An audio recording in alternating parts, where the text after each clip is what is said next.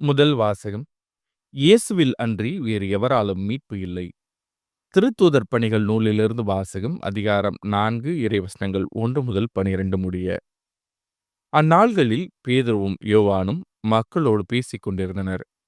அப்போது குருக்களும் சதுசேயர்களும் கோவில் காவல் தலைவரும் அங்கு வந்தார்கள்.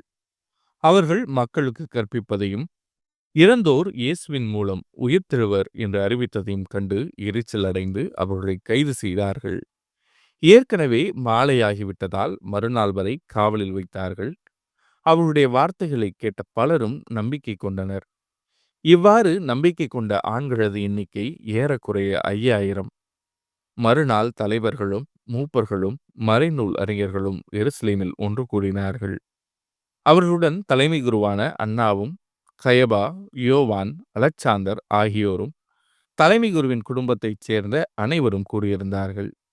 அவர்கள் திருத்துதர்களை நடுவில் நிறுத்தி, நீங்கள் எந்த வல்லமையால் அல்லது எந்த பெயரால் இதனை செய்தீர்கள் என்று வினவினார்கள்.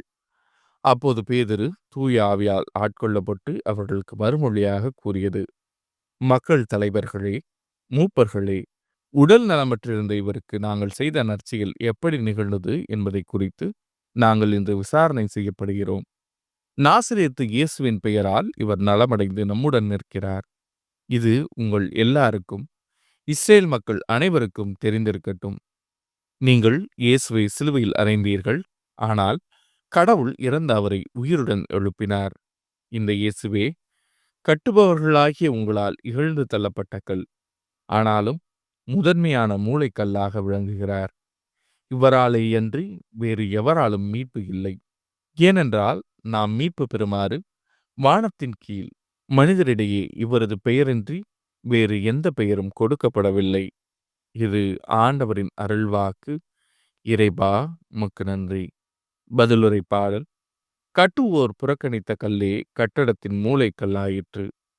ஆண்டவருக்கு நன்றி செலுத்துங்கள், ஏனெனில் அவர் நல்லவர். என்றென்றும் உள்ளது அவரது பேரன்பு. என்றென்றும் உள்ளது அவரது பேரன்பு என இஸ்ரேல் மக்கள் சாற்றுவார்களாக. என்றென்றும் உள்ளது அவரது பேரன்பு என ஆண்டவருக்கு அஞ்சுவோர் அனைவரும் சாற்றுவார்களாக. கட்டுவோர் புறக்கணித்த கல்லே கட்டடத்தின் மூலைக்கல் ஆயிற்று. கட்டுவோர் புறக்கணித்த கல்லே கட்டடத்துக்கு மூலைக்கல் ஆயிற்று. ஆண்டவரால் இது நிகழ்ந்துள்ளது. நம் கண்களுக்கு இது வியப்பாயிற்று. ஆண்டவர் தோற்றுவித்த வெற்றியினால் இதுவே. இன்று அக்களிப்போம், அகமகிழ்வோம். கட்டுவோர் புறக்கணித்த கல்லே கட்டடத்தின் மூலைக்கல் ஆயிற்று. ஆண்டவரே மீட்டருளும். ஆண்டவரே வெற்றிதாரும். ஆண்டவரின் பெயரால் வருபவர் ஆசி பெற்றவர். ஆண்டவரது இல்லத்தினின்று உங்களுக்கு ஆசி கூறுகிறோம். ஆண்டவரே இறைவன், அவர் நம்மீது ஒளிர்ந்துள்ளார். கட்டுவோர் புறக்கணித்த கல்லே கட்டடத்தின் மூலைக்கல் ஆயிற்று. நற்செய்தி வாசகம். இயேசு சீடர்கள் அருகில் வந்து அப்பத்தை எடுத்து அவர்களிடம் கொடுத்தார். மீனையும் அவ்வாறே கொடுத்தார். யோவான் எழுதிய தூய நற்செய்தியிலிருந்து வாசகம். அதிகாரம் 21 இறைவசனங்கள் 1 முதல் 14 முடிய. அக்காலத்தில் இயேசு தம் சீடருக்கு திபேரிய கடல் அருகே மீண்டும் தோன்றினார். அவர் தோன்றியது இவ்வாறு. சீமோன் பேதுரு, திதும் எனப்படும் தோமா, கலிலேயாவிலுள்ள கானாவைச் சேர்ந்த நத்தனியே, செபதேயுவின் மக்கள் ஆகியோரோடு இயேசுவின் சீடர்கள் வேறு இருவரும் கூடியிருந்தனர். அப்போது சீமோன் பேதுரு அவர்களிடம், நான் மீன் பிடிக்கப் போகிறேன் என்றார். அவர்கள், நாங்களும் உம்மோடு வருகிறோம் என்று போய் படகில் ஏறினார்கள். அன்று இரவு அவர்களுக்கு மீன் ஒன்றும் கிடைக்கவில்லை. ஏற்கனவே விடியற்காலை ஆகியிருந்தது. இயேசு கரையில் நின்றார். ஆனால் அவர் இயேசு என்று சீடர்கள் அறிந்து கொள்ளவில்லை. இயேசு அவர்களிடம், பிள்ளைகளே, மீன் ஒன்றும் படவில்லையா என்று கேட்டார்.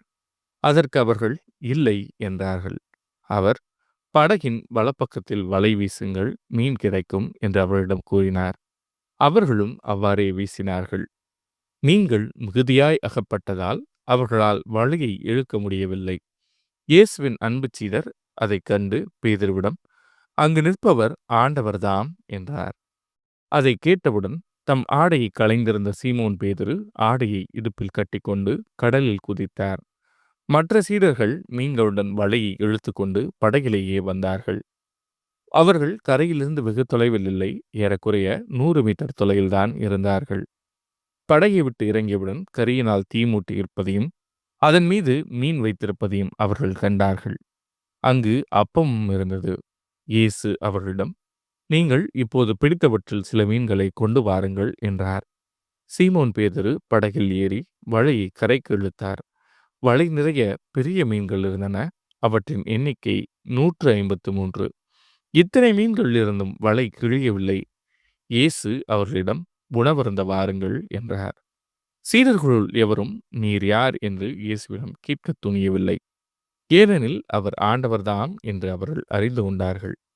இயேசு அவர்கள் அருகில் வந்து அப்பத்தை எடுத்து அவர்களிடம் கொடுத்தார். மீனையும் அவ்வாறே கொடுத்தார். இவ்வாறு இயேசு இறந்து உயிருடன் எழுப்பப்பட்ட பின்பு தம் சீடருக்கு இப்போது 3ஆம் முறையாக தோன்றினார். இது ஆண்டவரின் அருள்வாக்கு.